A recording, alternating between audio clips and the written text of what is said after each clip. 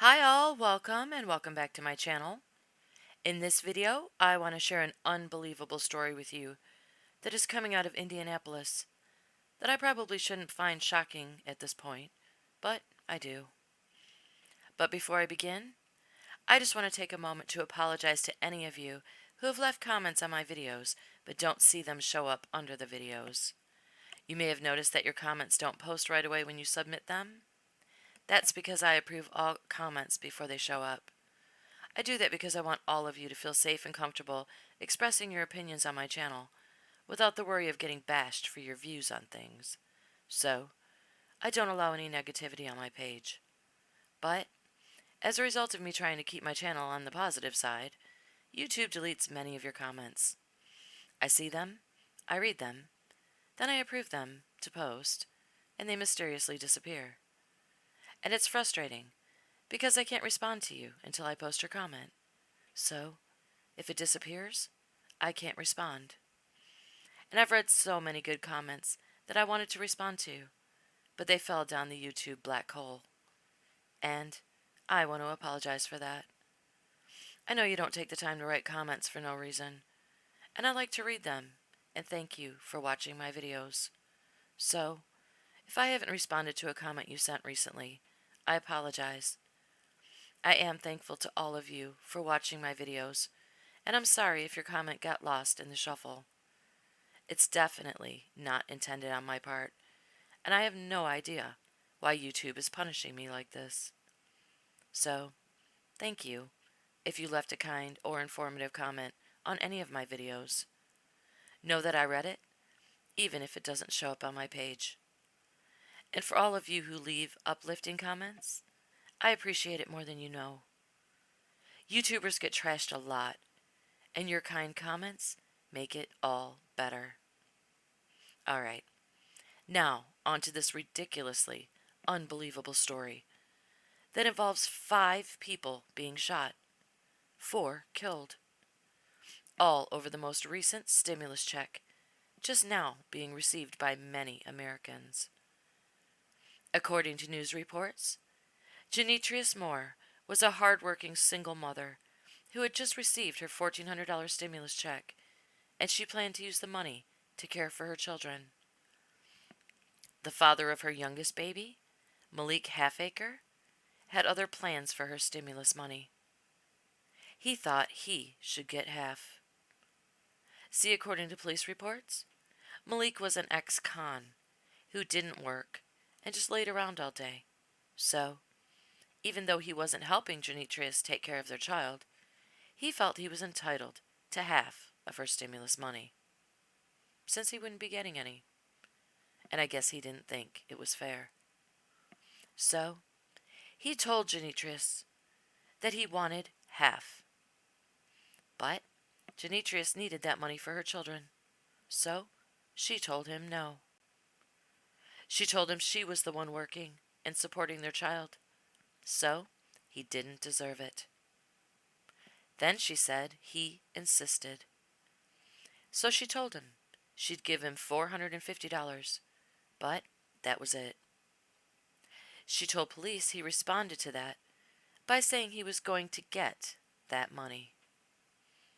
And according to Genetrius, the day after this conversation took place, March 13th of 2021, Malik made good on his promise and came calling to get his money. Genetrius told her cousin she was outside on Saturday when Malik came to the house where her family lived and went in, asking where his money was. When her family said they didn't know what he was talking about, he grabbed her purse and began going through it, asking where her money was. That was when her brother, Daquan Moore, stepped in and told him he couldn't have Genetrius's money and pushed Malik away from her purse. Then Malik did the unthinkable. He pulled out a gun and started shooting. According to Genetrius, he shot her brother first. Then he shot her cousin, Anthony Johnson. Then her mother, Tamika Brown. And somewhere in all that shooting, He also shot Demetrius's 7-year-old daughter, Eve Moore, killing them all. According to her cousin who spoke to the media, Demetrius said he just pulled out his gun and started killing everyone. He also shot Demetrius in the back and put her and their infant daughter in the car. She said he then went back into the house to get a bottle for the baby, and she could hear him continuing to shoot her family. She said while he was in the house, she escaped the car and ran for her life. She ran and hid on a neighbor's porch until Malik drove off with their baby. Then she started pounding on doors begging for help. When police arrived on the scene, Demetrius gave them the address of a house where she thought they would find Malik and their baby, and told them what he had done. But before police could stop him, another one of Demetrius's brothers went through the back door of the house and found his dead family inside. He told the news he was in disbelief. He said, quote, "I didn't even know that was my people on the ground suffering because they let a monster out of prison." What he was referring to was Malik Halfacre's incarceration in 2017 for a shooting that he committed, and he shot a man 5 times. But he pled guilty to a lesser charge, and he was released in 2018. How that happened, I have no idea, since shooting someone 5 times should be considered attempted murder in my opinion. But anyway, so he was freed in only 1 year to annihilate an entire family, including an innocent 7-year-old child. Demetrius's brother Lorenzo, who walked into the crime scene, said the family always knew Malik carried a gun, and he said his sister was afraid of him.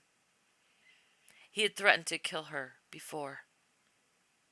They said he shot up her car, slashed her tires, and put sugar into her gas tank. Sounds like a real winner. They said she was afraid to leave him.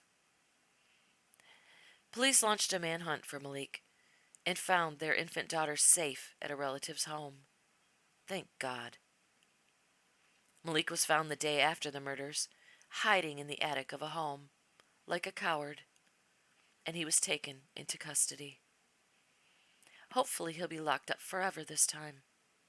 I'd go into my usual "when you date thugs, you date death" spiel right about now, from the AFC Podcast YouTube channel, but I don't know if there's any point in it anymore. The people who need to hear it apparently aren't listening, and I'm just starting to sound like a broken record at this point. And to address the fact that she knew he was an ex-con, and he shot somebody 5 times already, and she still had a baby with him, does no good either, since the damage has already been done.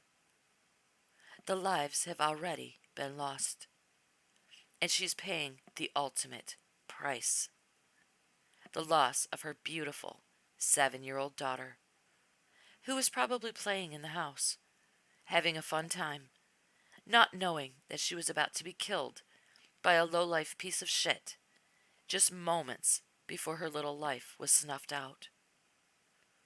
5 people shot, 4 killed, over money. And the 4 killed had nothing to do with it. They just happened to be home. I'll be praying for the victims of this horrific tragedy and their loved ones who are needing the strength to get through it. But they're not the only ones who went through hell in Indianapolis that night. Police said they were searching for a second child on that very same night. 7-year-old Marco Antonio Jimenez, who police say they realized was also missing after a domestic violence incident at his home. Police say they received a call for shots fired at an apartment, and when they arrived, They found a 23-year-old woman deceased in the apartment. Police were given a description of the vehicle leaving the scene of the shooting, and an Amber Alert was issued for little Marco. They say he was later located safe at the home of a relative. Thank God again. Then around 4 o'clock the following morning, police spotted the vehicle seen leaving the shooting on the side of the highway and arrested the 28-year-old man inside, charging him with the woman's murder. News reports say they do not yet know the connection between little Marco and the deceased woman, but I'd be willing to go out on a limb and guess that the victim was Marco's mother and the man who shot her was his biological father. Reaching, I know. But hey, it's my channel. I'll reach if I want. So, another victim to pray for.